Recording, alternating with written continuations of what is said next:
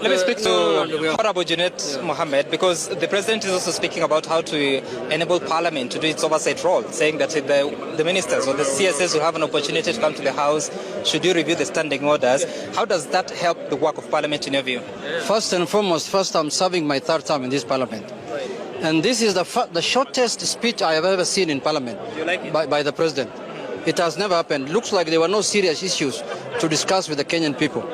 But more importantly, the President looked like somebody who's still in campaign mode, still campaigning, still talking about issues of hustlers, still talking about the issues of bottom-up in the judiciary, he's still talking about who was the opposition candidate and who was government candidate. Those are now things that are dead and buried.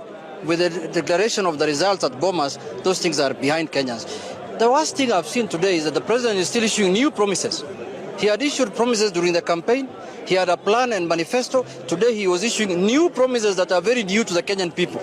So I don't know, is it promises over promises over promises? What is so new for you? There are a lot of issues. Issues to deal with NSSF, the savings he's talking about. All those things should have been covered in his manifesto when he was campaigning. But more importantly also, he is cutting the current budget that we passed in April by 300 billion shillings. I hope when Treasury brings that supplementary budget to National Assembly, where I sit as the Chief Whip, I hope that they show us the items they're going to cut the budget from. Because we want to know where that money is going to be cut. You know, cutting a budget is cutting like your flesh. So we want to see where that flesh, is it the arm, is it the leg, is it the back, is it the stomach? We want to know where the President will cut those things from. But on the question about enabling Parliament to do its oversight by bringing CSS to the floor of the House, how do you like that?